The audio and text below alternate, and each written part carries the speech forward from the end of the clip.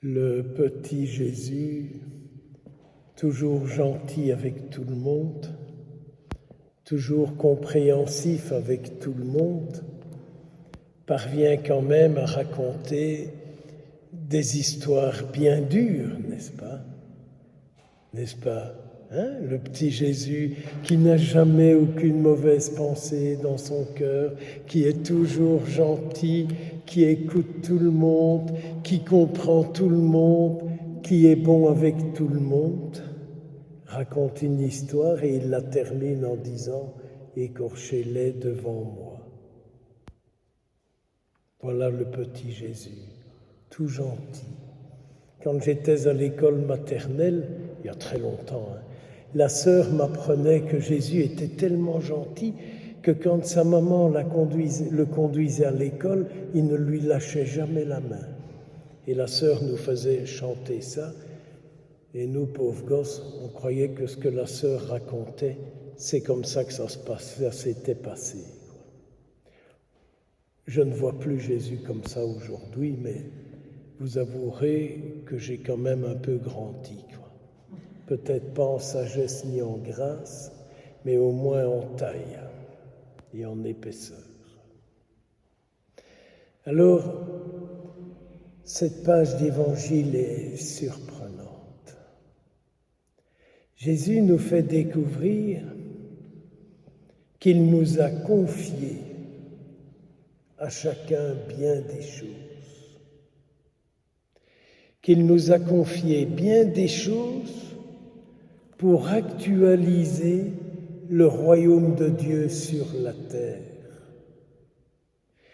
Notre Seigneur a donné à chacun de nous beaucoup de choses pour réaliser le royaume de Dieu sur la terre. Et je m'excuse, mais je suis religieux comme vous. Je ne pense pas que le royaume de Dieu, que le Seigneur nous a donné beaucoup de choses pour faire tourner notre couvent, notre congrégation, notre monastère. Mais qu'à travers les dons qu'il nous fait, c'est pour la construction de son royaume sur la terre. Alors, un jour, si j'ai bien compris, vous et moi, nous serons face à face avec lui et je m'imagine que Jésus dira « Regarde ce que je t'ai donné pour construire mon royaume ». Première image, première rencontre avec lui dans ce face-à-face. Jésus est un bon supérieur. Jésus est un bon supérieur, parce qu'il va d'abord montrer tout ce qu'il nous a donné pour construire son royaume, car notre vocation a pour but la réalisation de son royaume sur la terre, et pas de faire tourner des boutiques. S'il vous plaît, pas pour faire tourner des boutiques. D'ailleurs, il ne les bénit pas, les boutiques. C'est une réalité objective. Ma congrégation, c'est ça aussi. Et donc, il dira, regarde Francis, je t'ai donné ça, je t'ai donné ça, et je t'ai encore donné ça. Qu'est-ce que tu en as fait? Eh bien, je dirais, Jésus, ce premier don que tu m'as donné, il me semble que j'en ai un tout petit peu parlé quand je suis allé à Sichazel, parce qu'il y avait 2 congrégations qui étaient là, une contemplative et une apostolique. Ah oui, tu as fait ça? Tu es sûr? Et comme ça, il me montrera. Et à un moment donné, je lui dirai, tu m'en as donné 10, arrête maintenant, ne me montre plus les autres.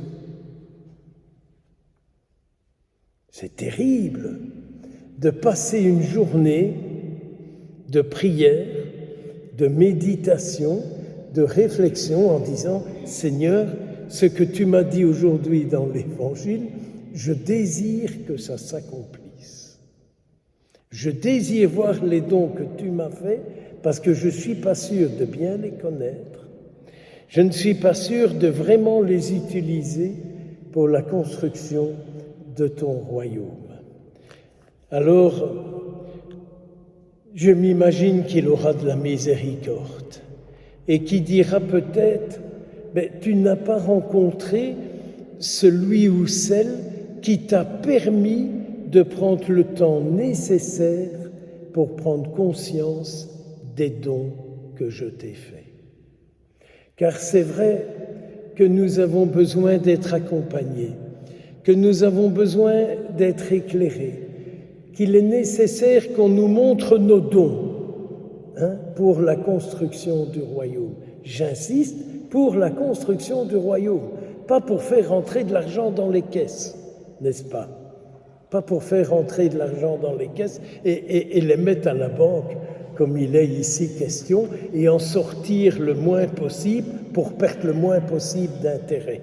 Pitié, Seigneur, quand j'entends ça au chapitre dans ma congrégation, j'ai du mal de rester sur ma chaise. J'ai l'impression que tout tourne autour de Notre-Dame du Fric.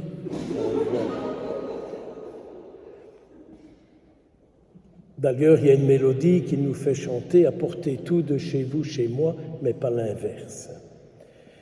Donc, il y a cette attitude-là, que le Seigneur mette sur nos chemins des hommes, des femmes qui viennent libérer la grâce qui est la nôtre, si vous préférez.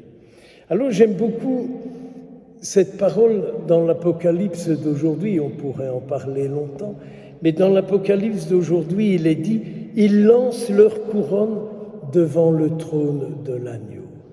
Et oui, nous avons sur notre tête, certains ont des voiles, moi j'en ai pas, mais il y a une couronne qui est sur notre tête. Une couronne que le Seigneur a déposée sur nous, qui est la couronne de ses grâces en nous. Et le jour où nous serons face à face avec lui, nous lui rendrons tout ce qu'il nous a donné et il nous dira, maintenant avec moi, continue de travailler pour la terre. Mes sœurs, oui, comme nous l'avons chanté au début, soyons les serviteurs de l'Évangile. Au nom du Père, du Fils et du Saint-Esprit. Amen.